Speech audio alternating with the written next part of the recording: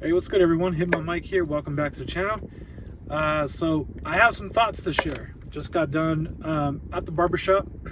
Was chatting with my barber about the whole PSA announcement today, and it was really interesting. Really interesting announcement this morning. So, like I said, I have some thoughts. So let's go ahead and provide another opinion piece. There's no shortage of that today on social media. So, anyways, so it's very, very reminiscent of 2021. So I've mentioned this numerous times on my channel. I got back to this hobby late 2020. I remember sending my first sub to PSA in March of 2021, and I didn't get it back until June 2022. So we complained about 4 or 5 month turnaround times recently. We have it good compared to back then. Not that 4 to 5 months is good in general, but it could be worse, and it's starting to get worse, right? So I had just sent a recent sub. It got there, I want to say, I'm recording this on Thursday. It got there on Monday, and the estimated turnaround time is, I think it said December 17 to like January 8th, 2027, which is, you know, a long time from now, longer than the most recent subs that I had just submitted.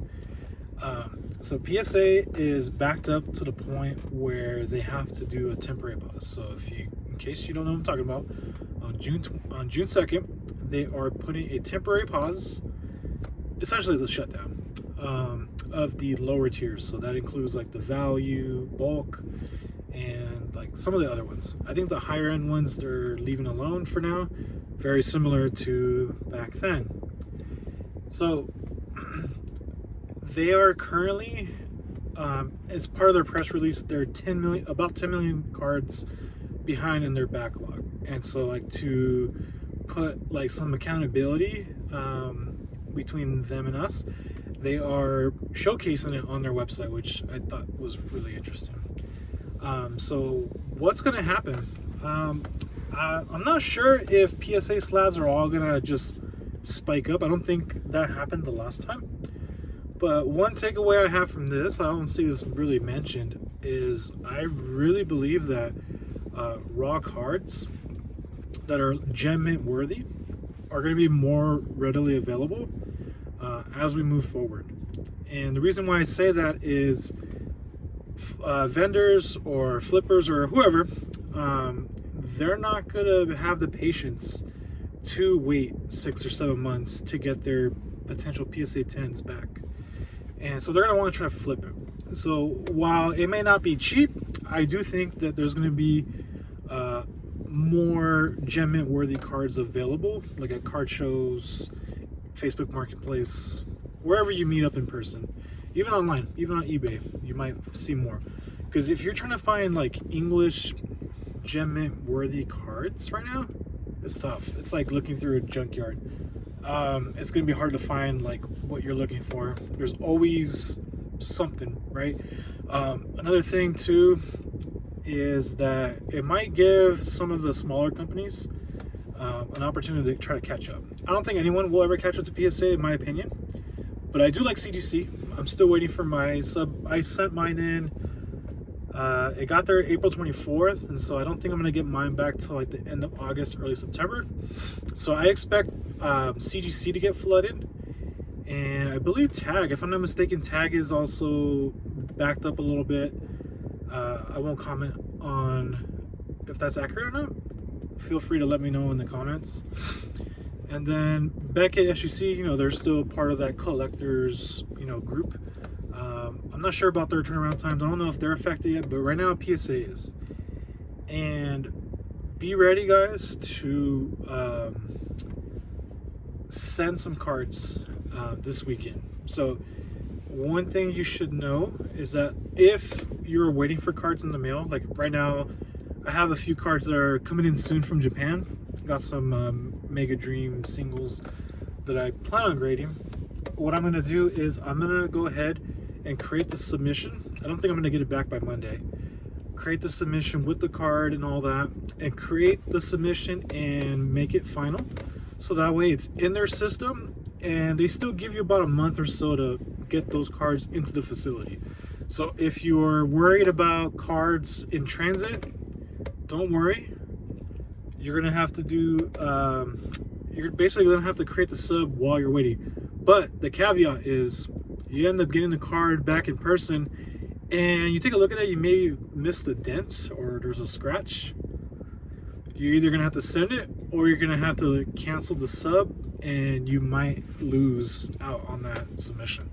So, I mean, do it at your own risk, but there's your little cheat code there. So if you're waiting for cards in transit that you planned on grading, I would go ahead, take an opportunity this weekend to create the sub with the cards that you have on the way in transit, and go ahead and fill that out.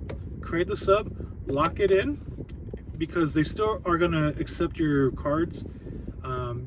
It's usually like a month or month and a half after the submission's created. So don't feel like you have to like rush delivery it, rush send it by Tuesday. That's not the case. So you have to create the sub by Tuesday, and then get it to them ASAP. Because if you wait, obviously you might miss the deadline, they might not accept it anymore, or you're going to be at the very bottom of the barrel, and they're at a 10 million card backlog. So also keep in mind, the cards that you're sending now, you're not going to get them back for 6 or 7 months.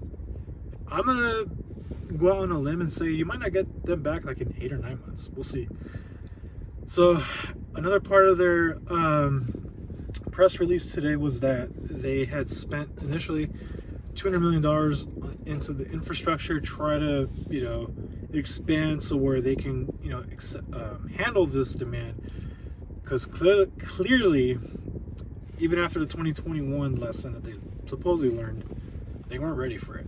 And I know like several big YouTube creators, I think Boston Card Hunter, for example, he was just like railing on PSA, well, recently that I've noticed. And he made a good point, you know, how could they have not seen like the scaling, like there's a surge of demand, especially in TCG, like how weren't they prepared for this, given, you know, they experienced this in 2021. But it is what it is. Like I said, just be prepared for the market shifts. You're going to see more cards, more gem mint worthy cards available, in my opinion.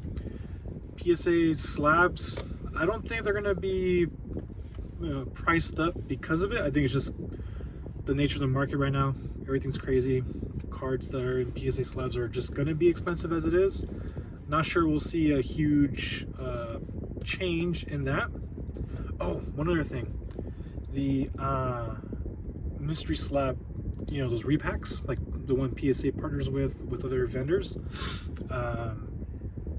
they are probably going to be impacted by this the most, but the effect is not going to be immediate because they rely on, a lot of them have like those lower end slabs, and because of this price increase, it's going to prevent people from sending, because it's not going to make sense to send a $20 card that would get a PSA 10 premium of like 60 bucks. It doesn't make sense anymore.